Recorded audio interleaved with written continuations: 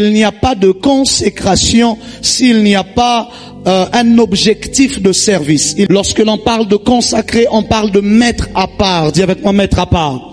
C'est comme ça, Actes chapitre 13, vous savez ces choses, la Bible déclare, mettez-moi à part Paul et Barnabas pour l'œuvre à laquelle je les ai appelés. Comme pour dire, consacrez-moi Paul et Barnabas pour l'œuvre à laquelle je les ai appelés. C'est Jésus qui parle aussi dans Ésaïe 61, mais aussi dans Luc 4 et Matthieu 4. Et il est en train de dire, l'Esprit du Seigneur est sur moi parce qu'il m'a oint. D'autres versions disent, parce qu'il m'a consacré par onction.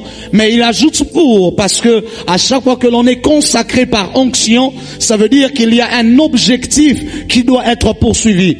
Ça veut dire que la consécration vient afin de te rendre capable d'accomplir une tâche, afin de faire de l'instrument un instrument adéquat pour la tâche qui doit être faite. Que là, le sacrificateur était consacré pour offrir des sacrifices. Le prophète était consacré pour servir l'Éternel. Les serviteurs sont consacrés pour le service qu'ils doivent rendre à Dieu. Paul va plus loin, il dit qu'il est esclave de Jésus-Christ. Il est doulos. Ça veut dire, lorsque l'on est consacré pour servir, on ne devient pas simplement un serviteur ordinaire, on devient esclave de Jésus.